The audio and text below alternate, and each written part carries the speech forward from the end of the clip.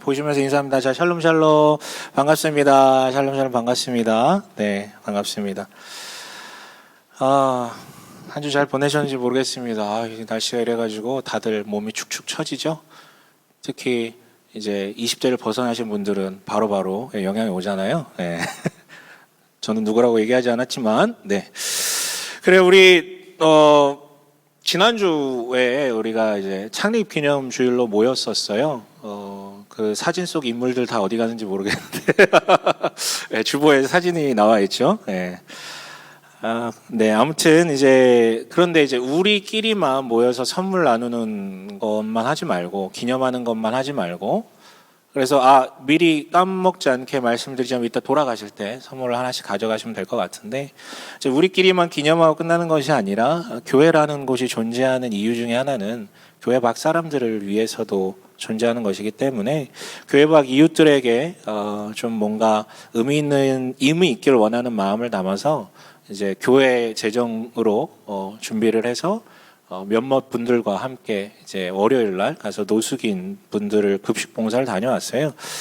지금은 저희 교회가 아직 미약하고 사람도 많지 않고 이제 시작한 지도 얼마 되지 않았고 그러다 보니까 주로 제가 주도하고 제가 소개하고 뭐 이런 어떤 이제 모델로 지금 있지만 내년도 최소한 내후년도에는 저는 가만히 있고 여러분들 중에 마음 가는 뭐 그런 대상, 약자들, 뭐 꼭 사람이 아니더라도 우리 교회 또 어떤 친구는 뭐 유기견 봉사 이런 것도 했었던 걸로 알고 있는데 그런 데를 좀 소개시켜 주셔서 여러분들이 관심 있는 그 자리에서 사역이 이루어지고 교회와 사람들이 함께하는 그런 루트로 가길 원해요.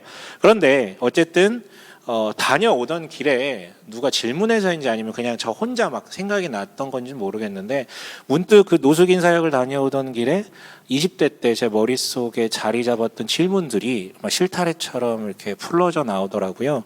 이런 거죠. 내 인생 살기도 바쁜데 남의 인생에 이렇게까지 신경 써야 되나? 나 하나 신앙 지키는 것도 힘든데? 그리고 이 사람들 도와줘봤자 고마운 줄도 모를 것 같고 밑빠진 독에 물 붓기 같은데 그리고 심지어 특히 뭐 노숙인 같은 경우에는 우리가 또 흔히 이렇게 생각할 수 있잖아요. 이거 결국은 자기가 노력 안 해서 이렇게 된 사람들 아닌가. 누가 그렇게 시킨 것이 아닌데 조금만 뛰면 자리들이 있을 텐데 왜 신체 건강한데 그 자리에 있는가라는 어떤 질문들. 이런 건 여러분 비신앙적이거나 무의미한 질문은 아니에요. 할 수 있는 질문들이에요. 그럼에도 그런 섬김과 희생의 자리를 포기하지 않아야 하는 교회의 그리고 그리스도인의 이유라는 게 있지 않을까요? 오늘 이 본문을 통해서 한번 좀 다뤄봤으면 좋겠는데요. 우리는 지난 13장에서 아브라함과 롯이 어떻게 빠이빠이한 사건에 대해서 좀 다루었어요. 함께 갈대우르에서 나왔고 하란으로부터 독립을 했고 함께 이 가나안 땅에서 동거동락하면서 하나님의 언약 안에서 함께 복을 받았어요. 그런데 너무 복을 많이 받고 커지니까 롯이 어떻게 합니까? 독립을 선언하고 그래서 선택한 땅은 하나님이 약속하셨던 그 지경이 아니라 요단 동편 땅이라든가 요단 아무튼 그쪽 땅이었어요. 그래서 그쪽으로 나아가서 그 귀결이 어떻게 났다고요? 소돔으로 갔다라고 성경은 분명하게 얘기를 하고 있습니다. 그리고 오늘 본문 이어지는 14장은 그 빠이빠이한 이후를 다루고 있는데요. 갑자기 아브라함, 롯 이렇게 코딱지만한 사람들 얘기하다가 갑자기 14장에서 전 근동적 엄청나게 스케일이 커진 사건이 등장해요. 갑자기 고대 권력자들, 왕들이 한 명도 아니고 수도 없이 많은 왕들이 얽매인 거대 전쟁 서사가 14장에 기록되어 있거든요. 1절부터 11절까지 그 내용이잖아요. 뭐 요약하자면 이런 거죠. 아브라함이 떠나왔던 저 북쪽, 가나안을 중심으로 해서 북쪽에 메소포타미아, 남쪽에 이집트가 있었는데 이 북쪽에 메소포타미아의 왕 중에 그돌라오멜이라는 왕이 있었는데 이 왕이 아브라함이 있는 이 가나안 지역의 쪼꼬미 도시국가 왕들로부터 조공을 받고 있었나 봐요. 그러니까 주인과 신하 이런 어떤 관계였죠. 근데 문맥상 소돔 왕이 꼬신 것 같은데 소돔 인근의 5개 도시 국가가 연합을 해서 야 우리 더 이상 뭐 하지 말자, 조공을 바치지 말자, 독립하자라고 이제 선언을 한 거예요. 그들 입장에서는 독립이지만 그돌라오멜 입장에서는 이거 봐라, 배반이죠, 반란이죠. 그래가지고 1년 뒤에 자신의 메소포타미아 지역에 있던 다른 동맹국 왕들과 연합을 해서 4개의 나라의 동맹국을 꾸려서 이 남쪽으로 내려오는 거예요. 가나안 5 연합국을 징벌하기 위해서. 우리 지도 한번 볼까요? 네, 이게 이제 저 초록색 글자, 초록색 선이 4개의 북부 동맹군, 메소포타미아 동맹군이 남쪽으로 내려오는데 사실은 2갈래잖아요. 고대 가나안에서는 저 2가지 선이 아닐 수 있지만 아무튼 저 초록선은 뭐냐면 왕의 대로라 그래가지고 주로 이용하던 길이었어요. 그래서 저 북쪽에서부터 남쪽으로 쭉 치고 내려오면 파죽지세로 치고 내려와요. 그리고 여기 빨간 점 5개 있는 고대가 이제 5군데 소돔 지역, 가나안 지역 도시 연합군이거든요. 그래서 저 시딤 골짜기에서 이제 전투를 벌이게 되는 것이었습니다. 네, 지도 넘겨주세요. 최후의 전장이 이 시딤 골짜기에서 시딤 대전이 발발해요. 그런데 따다다단한 거 치고는 너무 어이없이 너무 싱겁게 끝나는 거예요. 왜냐하면 사실 말이 안 되는 전쟁이었어요. 마치 UFC 선수와 초등학생이 링 위에서 싸우는 듯한 그런 형국이었단 말이에요. 처음부터 말이 안 됐는데 10절 한번 읽어보실까요? 10절 한번 읽겠습니다. 시작. 시딤 벌판은 온통 역청 수렁으로 가득 찼는데 소돔 고모라 왕이 달아날 때에 그들의 군인들 가운데서 일부는 그런 수렁에 빠졌고 나머지는 산간지방으로 달아났다. 네, 그래요. 여기 역청은 영어로 아스팔트라고 해요. 석유에서 나오는 물질이고, 그러니까 끈적끈적한 석유 구덩이들이 이제 있었는데 거기에 휘말려 들어가지고 대패했다는 거예요. 근데 사실 굉장히 이상해요. 왜냐하면 여러분이 군사적 지식을 몰라도 이렇게 배치하면 안 되죠. 그렇게 배치하면 안 되죠. 자기네들이 훨씬 약하다면 몰래 기습을 해서 어떻게든 그 역청 구덩이로 몰아 세워서 그들이 빠지게 해야 되는 것이죠. 그러니까 이 말은 뭐냐면 10절만 보면 가나안 연합군의 전술, 전략 이런 것들이 너무 어리석었다라는 총체적 난국에 있었다라는 것을 얘기를 해요. 더 최악은 뭐냐면 이 모든 전쟁이 일어나게 된 전쟁의 주요 원인, 발발자가 누구였냐면 소돔 왕이었는데 이 인간이 자신의 군사들이 죽어나가는 꼴을 보고 구하러 간 게 아니라 도망갔다라는 거예요. 도망갔다. 자기만 살라고 산간지방으로. 그렇게 북부 동맹군이 대승을 거두고 관례대로 그 지역을 약탈해서 재물과 사람들을 노예로 끌고 갑니다. 자, 그런데 성경에서 갑자기 뜬금없이 고대의 그 거대했던 전쟁 얘기를 왜 꺼내냐면 이유가 있어요. 의미 없는 전쟁 얘기는 꺼내지 않죠. 12절 읽어볼까요? 함께 읽어보겠습니다. 시작. 아브라함의 조카 롯도 소돔에 살고 있었는데 그들은 롯까지 사로잡아가고 그의 재산까지 빼앗았다. 그래요. 뭐예요? 누가 있었어요, 거기? 롯이라는 사람이 있었다. 이것 때문에 이제 이 이야기를 쭉 쓴 거거든요. 이 전쟁의 회오리 속에서 소돔 성에 살던 아브라함의 조카 롯이 탈탈 털리기만 한 게 아니라 어떻게 해요? 노예로, 포로로 끌려갔다는 그냥 전쟁 노예가 된다는 거예요. 노예로 지금 그 일가가 다 지금 끌려간 거예요. 이 소식이 탈출한 롯의 식소를 통해서 아브라함에게 전달됩니다. 그러자 아브라함은 자신의 정예병 318명과 거기는 기록되지 않지만 뒤에 맥락을 보면 알 수 있듯이 자신의 동맹, 마므레와 뭐 이런 사람들의 동맹군을 이끌고 겁도 없이 북쪽으로 그 대군을 쫓아갈 것을 결심합니다. 명분은 있는 전쟁이었어요. 왜냐하면 자신의 친족, 그 당시에 친족이라는 개념은 보호처였기 때문에 친족을 구하기 위해서 간다라는 명분도 있었지만 사실 롯은 소돔 사람이 아니었거든요. 이방인이었거든요. 근데 지금 그걸 다 털어간 거잖아요. 불이한 짓이었어요. 하지만 누가 그 결과를 아니 당연히 진다라고 생각을 하는 게 맞죠. 그러나 아브라함은 승리에 도취하여서 그냥 긴장을 풀고 정신줄 놓고 있었던 북부 동맹군을 기습하여 대승을 얻어내고 한 번 승리하고 끝난 게 아니라 가나안 지경 밖으로까지 계속 추격해가지고 다 털어버려서 진짜 소위 말해서 옥수수 다 털어버린 거예요. 정신 못 차리게, 더 이상 못 쫓아오게. 그 결과 16절 어떻게 됩니까? 함께 읽겠습니다. 시작. 그는 모든 재물을 되찾고 그의 조카 롯과 롯의 재산도 되찾았으며 부녀자들과 다른 사람들까지도 되찾았다. 네, 완벽한 반전. 이거 당연히 지는 게 맞는데 완벽한 반전이자 완벽한 승리였어요. 그런데 재밌는 게 뭐냐면 고대 근동에서 여러분 복이라는 단어 굉장히 많이 쓰고 자기의 신에게 굉장히 복을 갈구하며 기도하지만 결국은 뭘로 복을 쟁취했냐면 칼로 쟁취했어요. 아무리 기도해도 그냥 칼로 쟁취했어요. 그런데 아브라함 이야기를 전체를 다 보시면 알겠지만 아브라함은요, 웬만하면 아니 거의 대부분 손해를 봐서라도 이웃과 평화롭게 지냈었어요. 빼앗지 않습니다. 다투지 않습니다. 하지만 유일하게 한 군데 다투고 싸운 장면이 나온 게 지금 오늘 14장 얘기예요. 그러니까 뭐냐면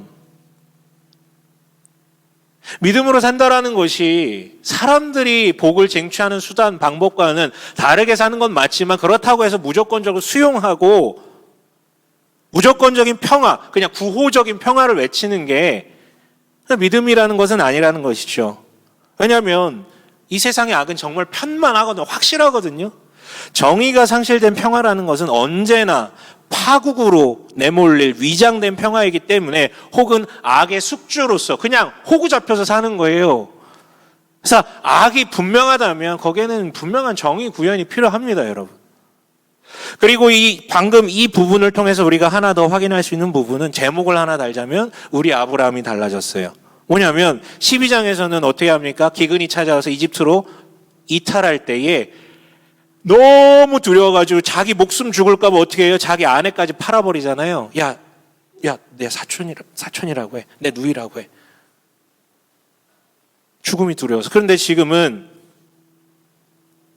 이집트보다도 어찌 보면 더 강력해 보이는 북부 동맹군을 향해서 선봉에 서서 맹렬히 돌격한다라는 것이죠. 뭐가 이 사람을 이렇게 바뀌게 했는지 한번 생각해 봤으면 좋겠어요. 그런데 정작 제가 오늘 함께 여러분과 나누고 싶은, 주목하고 싶은 것은 승리했다가 아니라 승리 그 이후에 아브라함의 반응들과 고백들을 함께 나누고 싶은데요.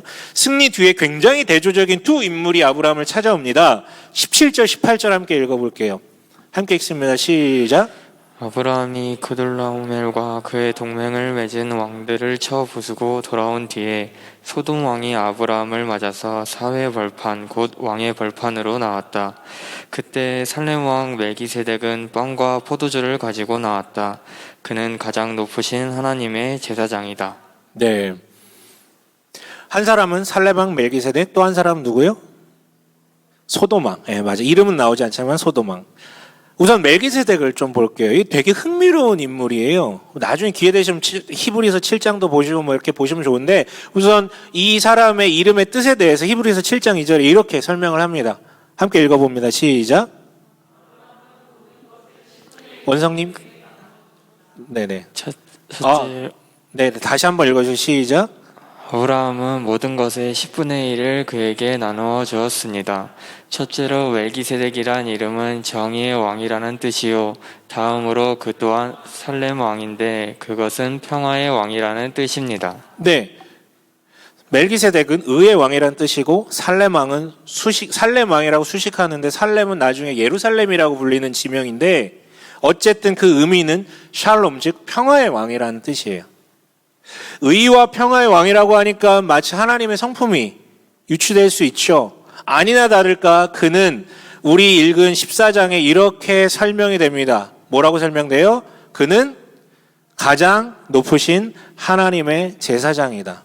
여러분 뭔가 이상하지 않나요? 여러분 여기서 이상한 거 느끼셔야 돼요. 왜 이상해요? 분명히 아무도 없는 곳에서 하나님께서 아브라함 불러내셨는데 그래서 가나안 땅으로 박아 놓으셨는데 어찌 이 땅에 하나님을 믿는 걸 넘어서 하나님의 제사장이라고 불리는 사람이 있습니까?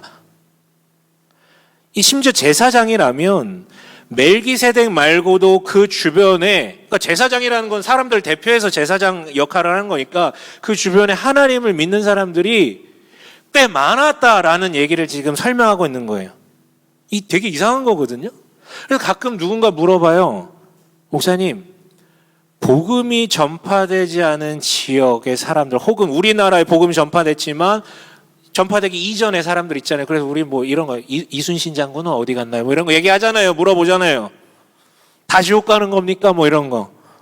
여러분, 단언컨대 얘기할 수 있는 것은 정답은 모른다예요. 모른다. 모른다가 정답입니다.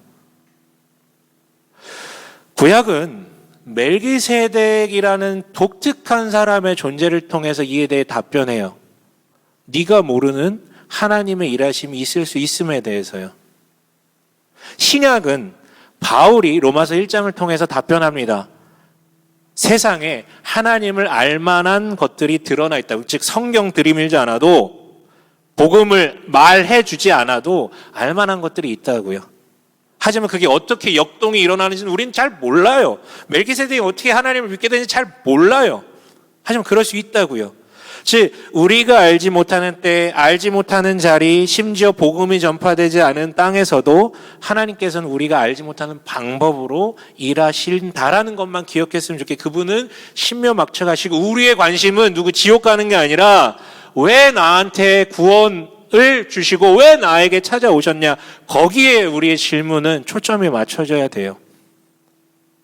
그런데 이 신부의 인물 멜기세덱이 아브라함을 찾아와서 축복하죠. 19절 한번 읽어볼게요. 함께 읽겠습니다. 시작. 제 주제에 가장 높으신 하나님, 아브라함에게 복을 내려 주십시오. 누구의 이름으로 축복합니까, 여러분? 두 가지 표현을 써요. 지금 멜기세덱이. 먼저 뭐라고요? 천지의 주제라고 표현을 합니다. 이거 이제 한자어라서 뭐 근데 대충 이해되시죠? 하늘과 땅의 창조자 혹은 소유자, 주권자로 해석되는 말이거든요. 자, 하늘과 땅이라는 거는 진짜 하늘만, 땅만이 아니라 하늘과 땅 사이에 있는 모든 걸 그러니까 우주 만물 얘기하는 거예요. 그들이 추정하는 우주 만물을 만드셨고 주인 되신다. 당시에 다시 얘기하지만 창세기의 맥락은 다신교적 사회였어요. 보다 더 큰 신이라는 개념은 있어요. 보다 더 힘이 센 신이라는 개념은 있지만 모든 것을 지었고 주관한다라는 신의 개념은 없었는데 지금 멜기세덱이 그 얘기하고 있는 거예요. 이어지는 표현이 뭡니까? 지극히, 여러분 입으로 뭐라고요? 지극히 높으신 하나님, 크신 하나님, 지극히 높으신 하나님. 이거 약간 어려울 수 있는데 히브리어로 엘리온이라고 하거든요. 사실 엘이라는 말은 가나안 땅에 살던 가나안인들이 말하는 최고 신을 얘기했어요. 그런데 엘륜이라는 말은 고대 근동 문헌을 아무리 뒤져도 단 한 번도 사용된 적 없는 말인데 여기 쓰이는 거거든요. 무슨 뜻이냐면, 의역을 하자면, 우리가 이해하기 쉽게 의역을 하자면 엘보다 더 높으신 분이라는 뜻이에요. 더 높으신 신이라는 뜻이에요. 가나안 사람들이 생각하는 신들 중에 최고의 신이 누구라고요? 엘이라고요. 그런데 엘보다 훨씬 높으신 신, 분, 이런 뜻이라고요. 여러분, 이거 당대 가나안 사람이 들을 땐 충격이고 어떻게 보면 신성 모독적 발언이요. 물론 여러분 오해하지 마세요. 그가 멜기세덱이 말하는 이분이 아브라함이 얘기하는 그분이고 우리가 믿는 여호와 하나님이에요. 하지만 그때만 해도 하나님의 이름을 아는 사람이 없었어요. 알려주시지도 않았고 모세 때 비로소 알려주시거든요. 그러니까 마치 이런 거죠. 저를 부르고 싶은데 이름을 몰라. 그럼 어떻게 불러? 이음숙 교회 목사님, 그 등촌동에 되게 멋지고 훌륭한, 굉장히 훌륭한, 저를 째려보는 사람이 있어서 넘어갈게요. 아무튼 그런 목사님 하면 딱 제가 나오잖아요. 그렇죠? 아무튼 그런 거예요. 이렇게 바로 그 하나님을 언급한 후에 그분의 이름으로 아브라함에게 복을 빕니다. 그리고 이번에는 축복한 뒤에 겉면하죠. 20절 전반부만 한번 읽어볼게요. 시작. 아브라함은 들으시오. 이래는 원수들의 가장 높으신 하나님을 찬양하시오. 네. 가장 높으신 하나님 찬양하시오. 그러니까 이 승리가 정말 그 주권자 그분으로부터 왔다면 그를 찬양하라고 지금 권면합니다. 여러분 지금 멜기세덱이 축복하고 권면을 하죠. 근데 이 말은 지난주 설교 때도 하나님과 대화 속에서 말씀드렸어요. 그냥 권면하시지만 그게 질문이었다고. 똑같아요. 축복과 권면은 그냥 축복 권면 같지만 다른 말로 질문하는 거예요. 네가 믿는 그분이 내가 지금 얘기하는 그분 맞니? 네가 믿는다는 그분이 내가 지금 설명한 이 성품에 그런 신이 맞니? 그게 정말 맞다면, 네가 그분으로부터 승리를 받은 게 맞다면 대답해라 이거예요. 찬양하라고요. 이에 아브라함은 대답합니다. 20절 아까 읽지 않은 후반부 함께 읽습니다. 시작. 아브라함은 가지고 있는 모든 것에서 열의 하나를 멜기세덱에게 주었다. 네, 가지고 있는 모든 것의 열의 하나, 즉 10분의 1을 드려요. 오해는 마세요. 이거는 모세가 얘기했던 11조랑은 다른 거예요. 뭐냐면 고대 근동에서 장군이 전쟁을 나가서 승리를 거두면 전리품을 엄청 갖고 오잖아요. 그런 다음에 자신의 주권자인 왕 혹은 신, 관에게, 신의 제사장에게 전리품의 10분의 1을 드리는 관습이 있었어요. 왜냐하면 내가 주인이 아니라 이 모든 것의 주인이 당신입니다라는 고백이에요. 왕이나 신에게. 본인이 왕이라면 신에게 드렸겠죠. 결국 아브라함은 멜기세덱의 이 질문에 뭐라고 답한 거예요? 네, 당신이 말하는 그분이 내가 믿는 분이 맞고, 나아가 그분은 정말로 천지의 주제이시고 다른 신과는 비교할 수 없는 독보적인 초월자이자 주권자이심이 맞습니다. 따라서 이 승리 맞습니다. 그분이 나에게 주신 것 맞습니다라고 행동으로 대답을 한 거예요. 여러분, 우리는 이 본문을 보면 승리라는 결과물에 포커싱이 맞춰져요. 당연히 사람이라면. 하지만 본문은 아브라함이 뭘 고백했는지에 대해서 지금 초점을 맞추고 있는 거예요. 믿음에 대해서요. 보이죠? 하나님에 대한 이해의 깊이와 폭이 그의 삶의 여정과 함께 점점 더 명료해져 가는 거예요. 나아가 이번에는 하나님과 본인 사이에서 했던 사적인 고백을 넘어서 이번에는 공적 고백이었어요. 이것 역시 고대 근동 문화를 좀 이해할 필요가 있는데, 고대 근동에서의 국가 간의 전쟁은요, 누구와의 전쟁이었냐면 신들의 전쟁이었어요. 그 나라가, 그 민족이 믿는 신들 간의 하늘 전쟁이었거든요. 때문에 시딤 대전의 결과물은 뭐예요? 누가 이긴다는, 누가 더 강하다는 거예요? 메소포타미아의 신들이 가나안의 신들보다 훨씬 강력하다는 얘기를 사람들한테 얘기해 주는 거예요. 그런데 갑자기 아브라함이 등장해서 다 박살내버렸어요. 그렇다면 결론적으로 누가 최고라는 거예요? 아브라함이 믿는 신이 최고라는 것으로 사람들한테 인식이 되겠죠. 그런데 그 자리에 그 자리에는, 사회 골짜기에는 최소한으로 잡아도 소돔왕이 있었고, 소돔왕만 있겠어요? 고모라 왕도 있었겠죠. 아브라함과 롯의 가신들이 있었고, 마므레와 아스골의 무리들이 있었고, 그 북부 동맹군의 패잔병들까지도 다 몰려 있었겠죠. 다들 궁금해요. 당신의 신은 누구냐? 여기서 아브라함은 내가 믿는 신은 가나안의 신도 아니요, 메소포타미아의 신도 아니요, 처음 들어보는 단어인 엘yon, 천지의 주제인 그분이다 라고 공개적으로 선언했고, 이게 여러분 우리 본문만 봐서 모르지만 그 자리에 있었던 모든 사람의 머릿속에 엄청난 폭탄을 던진 거예요. 엄청난 폭탄이요. 그런 신이 있어? 천지의 주제라고? 엘보다 더 높다고? 아브라함이 10분의 1을 들은 건 지금 헌금 드린 게 아니고 자신이 누구를 믿는지에 대한 신앙적 고백이면서 만방의 하나님을 찬양한 사건. 여러분, 찬양이, 노래 부르는 게 찬양입니까? 그분에게, 그분을 드높이는 게 찬양이잖아요. 지금 그거 하고 있는 거예요. 찬양한 거예요. 그런데 여러분, 본문이요, 아브라함 유일의 전쟁 사건이라고 그랬잖아요. 근데 더 독특한 점이 하나 더 있는데 뭐냐면, 아브라함 이야기 전체 중에서 유일하게 하나님의 개입이 단 한 번도 나오지 않은 장이 14장이에요. 한 번도 안 나와요. 한 말씀도 안 하시고 보여주지도 않으세요. 그런데 하나님의 메시지가 1도 없음에도 불구하고 아브라함은 고통받는 이들을 위해서 자신의 목숨을 던져 쫓았고, 하나님의 메시지가 없음에도 불구하고 사람들 다 모인 곳에서 자신의 신앙을 명명백백하게 고백합니다. 그러니까 이게 뭐냐면, 하나님을 믿는다는 것이 다신교적 사회에서 그 사람들 종교행위, 이게 매사가 종교행위예요. 하기 전에 신에게 예배하고, 제물 드리고, 잠깐 향 피우고, 그런 것들이 그 사람의 일상이었다면, 아브라함 그런 행위가 하나도 없음에도 불구하고 그 안에 믿음이 체화돼서 살아가고 있음을 우리한테 알려주는 것이죠. 그러나 여러분 오해 마세요. 하나님이 지금 휴가 가신 게 아니에요. 지금 휴가 가셔서 아무 얘기 안 하신다라는 것이 아니라, 잊어서는 안 되는 게 아브라함에게 최초에 부르실 때 주신 7가지 복이 있죠. 그 중에 3번째가 뭐였습니까? 12절 3절 보면 뭐라고 되어 있습니까?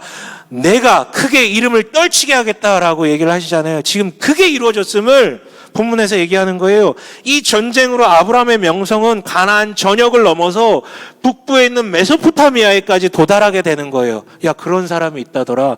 그런 사람이 믿는 신이 있다더라. 아브라함 자신이 모르는 사이에 그의 약속은 이루어지고 있는 거예요. 여러분, 하나님의 침묵.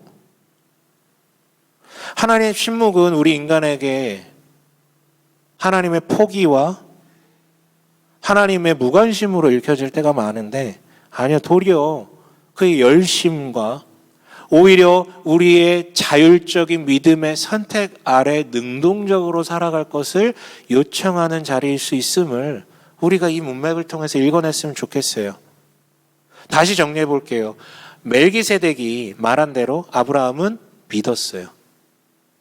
멜기세덱이 말한 그것을 아브라함은 믿었어요. 하나님은 천지의 주체, 즉 다른 신과 비교 불가능한 유일한 초월자이자 천지를, 그리고 나를 창조하신 주인이시라는 것 때문에 내가 얻은 모든 승리는 누구로부터 온다? 하나님이 주시는 게 맞다. 나아가 하나님은 다른 신과 달리 당신의 조건이 어떠하든 그것과 별개로 그의 선하신 일을 이미 하고 계시고, 당신의 잘함 못함과 별개로 그의 약속을 반드시 지키시는 분이다라는 것이 이 본문을 통해 집약적으로 고백되고 흘러가고 있다라는 것이죠. 여러분, 이거 믿으십니까? 믿으십니까? 우리 작더라도 한번 고백해요. 이거 믿으십니까? 아멘입니까? 네, 아멘. 여러분, 이거 진짜 믿는다면 믿는 대로 살아가게 돼 있어요. 늘 얘기하지만 진짜 믿는다면 그 시각이 눈에 있기 때문에 그렇게 살아보려 해요. 살거나. 아브라함을 통해서 믿음으로 사는 3가지 모습이 확인되는데요. 첫 번째는 하나님이 특별히 개입하지 않으시더라도 수동적이거나 조바심 내지 않는다라는 모습이죠. 하나님의 개입하지 않음을 침묵으로 해석하는 것이 아니라 그저 능동적으로 나아가요. 왜? 그는 죽은 분이 아니다라는 확신이 있고, 그는 작은 자가 아니다라는 확신이 있기 때문에, 초월자이시니까요. 두 번째, 믿음으로 살아가는 모습은 나에게 주어진 승리, 즉 성취나 그 어떤 복이 나의 힘으로 이루어진 것이 아니기 때문에 마땅히 하나님께 영광을 돌리고, 또 나와 관계하게 하신 이들과 넉넉히 나눌 수 있다라는 거예요. 아브라함이 전리품의 11조를 드리고 자신이 취해도 되는 재물들, 이거 다 아브라함 가져가도 되는 거예요. 승자이기 때문에. 근데 자신 취해도 되는 재물들마저도 다 돌려주고 나누었던 것은 그라는 사람이 성향이 재물에 초월적이기 때문이 아니에요. 진정 그 모든 복과 승리가 하나님으로부터 나온 것에 대한 신앙적 믿음 때문이었죠. 물론 아브라함은 우리와 다르게 이 시점에 아브라함은 초거부였어요. 그렇다고 여러분 달라지는 건 없습니다. 내가 성취한 것이 아무리 작아도 하나님께 봉헌하며 주변인들과 기꺼이 나누려는 마음이 전혀 들지 않고 도리어 아까움과 불편한 마음만으로 일관된다면, 세상은 그것을 네가 성향적으로 돈에 대한 욕망이 많아서 그래 라고 해석을 해주겠지만, 성경은, 하나님은 무엇을 믿느냐의 질문을 먼저 던져주세요. 너에게 복을 주는 분은 누구이니? 믿음의 문제라는 것이죠.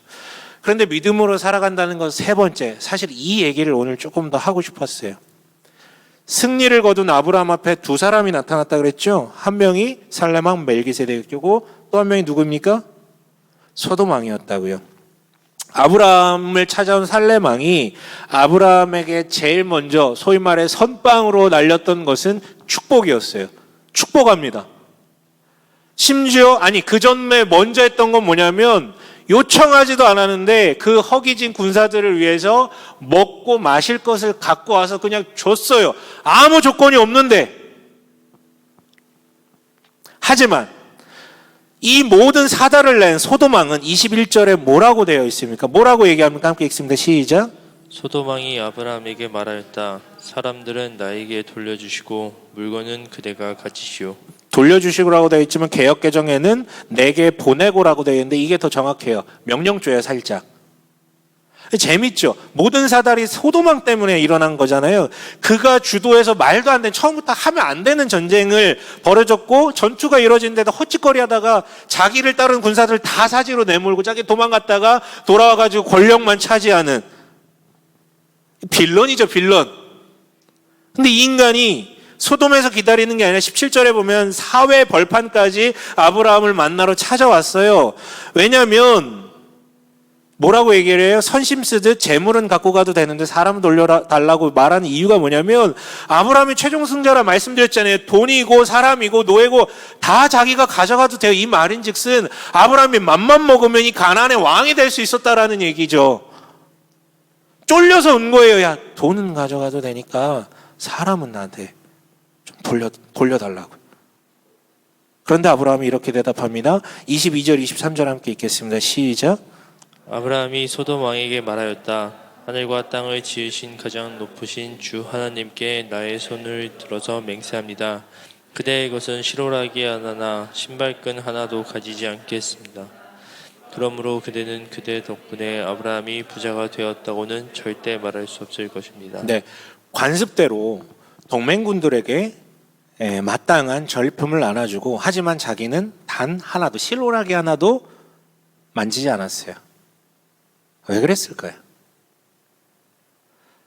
이건 저의 추측일 수 있지만 소돔 왕이라는 사람의 맥락 속에서 이 인간은 아브람 자신이 조금만이라도 재물을 취한다면, 제 해석은 아니고 사실은 많은 주석가들이 함께 동의하는 부분이에요. 조금이라도 이 아브람이 재물을 취하면 능히 말을 바꾸어서 봐라, 내가 아브람을 돈 주고 고용한 용병이었다. 그래서 용병으로 싸운 것뿐이다.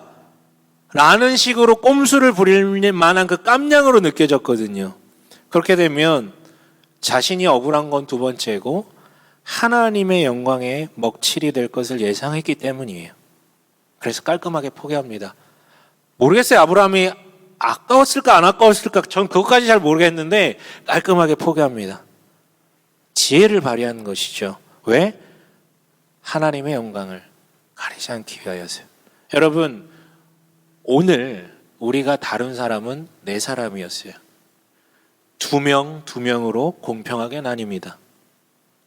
앞에 둘, 즉 하나님을 믿는 천지의 주제 하나님에 대한 믿음은 아브라함으로 하여금 자기 자신이 아닌 일에 그저 패배로 인해서 노예로 끌려가고 있는 그들을 위해서 기꺼이 희생할 용기를 주었고, 결과적으로 그들을 위해 전투를 했고, 결과적으로 그 패배감에 짓눌려서 내일이 없고 소망이 없는 자들에게 자유와 희망을 줬어요. 그 이후에 아브라함이 얻은 것은 아무것도 없어요. 하나님의 영광 빼고. 멜기세덱은요, 하나님의 제사장인 멜기세덱은 아브라함 영접할 이유가 없었지만 먼저 가서 축복하고 먼저 먹고 마실 것들을 그들에게 주었어요. 다만 그것이 하나님께로부터 왔다라는 사실만 확인만 해준 것이고요. 아무것도 얻어간 거 없습니다. 멜기세덱 역시. 이게 믿음으로 사는 삶, 성숙한 삶 아닐까요? 반면 또 다른 둘이 있었죠. 한 명은 앞에서 주구장창 얘기해서 소돔 왕, 이놈의 빌런, 이 밉상, 그냥 귓방맹이 한 대 날려버리고 싶은. 그리고 또 다른 하나는 누굽니까? 롯이죠, 롯.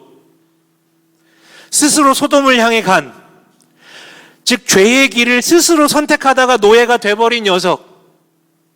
그런데 미리 말씀드리지만 뒤에 한 번 더 나오죠. 롯의 이야기가. 이렇게 아브라함을 통해서 구원받았음에도 삼촌 제가 잘못했습니다. 나는 당신 아래 있어야 복을 받습니다. 라고 돌아온 게 아니라 다시 소돔으로 가서 살다가 소돔과 고모라의 그 멸망을 맞이하게 됩니다. 나중에 험한 꼴 당하잖아요. 갱생의 여지가 없어요, 여러분. 정말 밉상이고 참을 수가 없는 인생들이에요. 여러분, 우리 주변에도 있지 않습니까? 정말 밉상이고 갱생의 여지가 없는 사람들, 왜 도와야 돼요? 심지어 여러분, 교회 다니다 보면 교회 안에도 분명히 있습니다. 여러분 이미 경험했을 수도 있고 여기에도 있을 수도 있지만 생각보다 여러분 친하지 않기 때문에 미운 사람은 없을 거예요. 감사하게도. 그렇죠? 그런데 어떠합니까? 밉상, 갱생의 여지, 지가 선택해서 그렇게 당한 사람 어떻게 해야 될 거예요? 호의를 받을 조건이 안 되면 버려버릴 것입니까? 제가 좋아하는 송곳이라는 만화에 한 대사가 있는데 제가 읽어드릴게요. 뒤에 나올 건데, 우리는 선한 약자를 악한 강자로부터 지키는 것이 아니라 시시한 약자를 위해 시시한 강자와 싸우는 것이요. 뭔 말입니까? 예. 여러분, 우리가 사랑하고 희생해야 하는 사람들은 그럴 만한 자격이 있는 사람들이 아닐 가능성이 더 커요. 뭔 말인지 아시겠어요? 때로는 정말 한심하고, 세상적으로 봤을 때도, 신앙적으로 봤을 때가 아니라 세상적으로 봐도 너무 한심하고 별것 아닌 인간, 심지어 나를 떠난 인간, 아니 심지어 내가 봤을 때 이 소위 말해 XX는 반드시 내 뒤통수 치고 나갈 것 같은 사람조차도 그냥 내 주변에 있다는 이유로, 그저 내 눈에 보인다는 이유로 품고 사는 것, 그게 믿음으로 사는 것, 세 번째 이야기 같아요. 여러분, 저도 저 좋아하는 사람 좋아합니다. 난 너무 좋아해. 나 좋아해 주는 사람 너무 좋아요. 저도 나 싫어하는 사람, 누가 봐도 한심한 사람 싫어요. 누구나 그렇죠. 어떤 사람이 그렇겠어요? 아니, 사실 우리는 자기 자신 제일 좋아해요. 그래서 우리는 남한테 관심이 없잖아요. 그런데 여러분, 하나님께서 구원이란 게 이미 그렇게 이루어지는 것 아닌가요? 아브라함이 자격이 있어서 부름을 받았나요?